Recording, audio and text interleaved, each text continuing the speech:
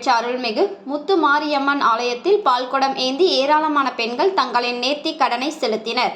சென்னை தாம்பரம் அடுத்த கஸ்பாபுரம் பாரதிதாசன் நகரில் எழுந்தி அருளி உள்ள ஸ்ரீ அருள்மிகு முத்து மாரியம்மன் ஆலயத்தில் சித்ரா பௌர்ணமியை முன்னிட்டு பால்குடம் எடுக்கும் நிகழ்ச்சி நடைபெற்றது.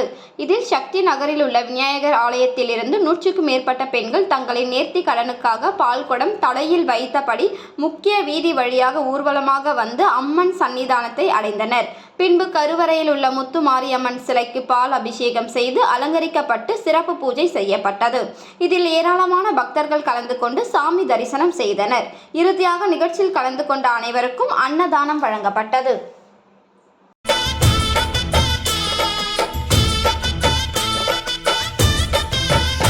அம்மா கண்ணு முழிக்கிறா அங்க பாரு,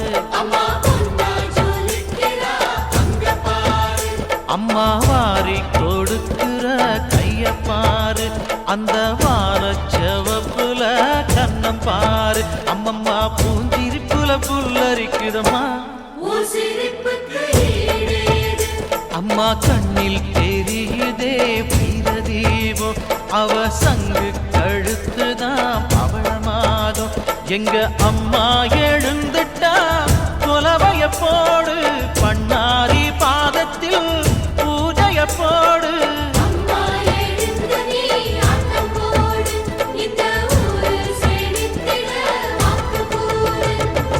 தாயே திரிசூலி அங்காள மாறி ஓங்காரி மாரியம்மா, அலங்காரி பூமாரி வாடியம்மா.